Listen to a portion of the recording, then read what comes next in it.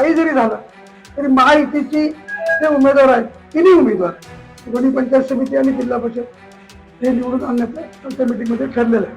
कारण शिवसेना भाजप युतीचे उमेदवार म्हणून मला त्या मतदारसंघामध्ये उमेदवारी मिळालेली आहे. तर मला निश्चित खात्री आहे की त्या मतदारसंघामध्ये विजय हा माझा निश्चित आहे. कालच आमची शिवसेना भाजप युतीची मीटिंग रात्री नेरूळमध्ये झालेली होती.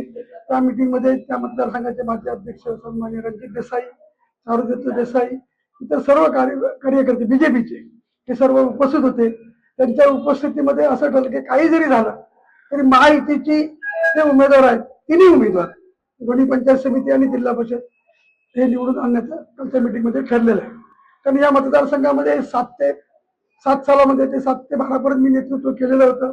याच मतदारसंघाने मला जिल्हा परिषदचं अध्यक्षपद मिळवून दिलेलं होतं आणि मिळालं मी अनेक विकास कामं माननीय आमचे विद्यमान खासदार माजी केंद्रीय मंत्री राणेसाहेब यांच्या माध्यमातून त्यावेळी पालकमंत्री राणेसाहेब होते.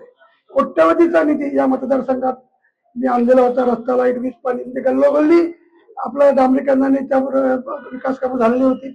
जिल्हा परिषदच्या ज्या योजना होत्या मग महिला बालकल्याण असो, आरोग्य असो, कृषी असो किंवा आपल्या कृषी असो, महिला बालकल्याण असो, समाज कल्याणच्या अनेक योजना त्या मतदारसंघामध्ये मी राबवलेलं होतं.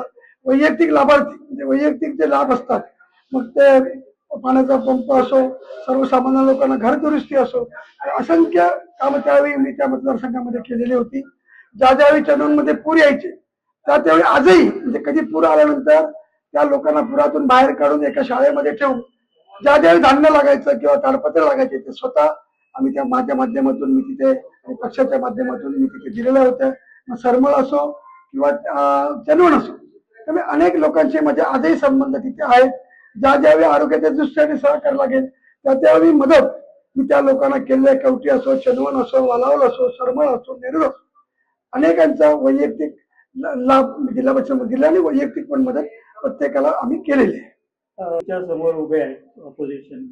सकाळीच त्यांनी सांगितलं की गुरुच्या वाटा शिष्याला चांगल्या माहिती असतात आणि त्यामुळे स्थानिक उमेदवार असल्यामुळे आपला विजय निश्चित आहे. लोकांनी आपल्यालाच पाठिंबा दिलेला आहे. काय सांगाल?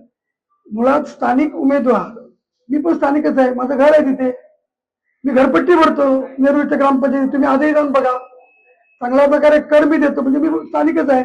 दुसरं आपल्याला सांगू इच्छितो की बरेचसे लोक नेरूळ मधले असो की इतर मतदारसंघातले सगळ्यांच्याकडे कुडाळ आहेत.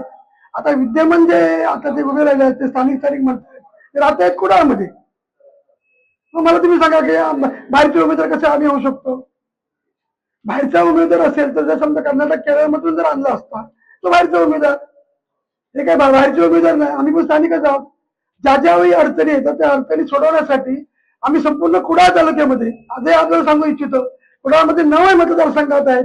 9 मतदारसंघात संजय पडत्यांचे संबंध आहेत. कार्यकर्ते आजही मजा आहेत आणि बऱ्याच कार्यकर्त्यांना मी मोठं केलेलं आहे. आजही जे सांगतायत गुरु आणि शिष्य त्यांना विचारलं तुम्ही कुठे होता आणि आता कुठे गेलात आणि कोणामुळे गेला, एवढंच सांगतं. बाकी काही मला बोलायचं नाहीये. विजय माझा निश्चित आहे.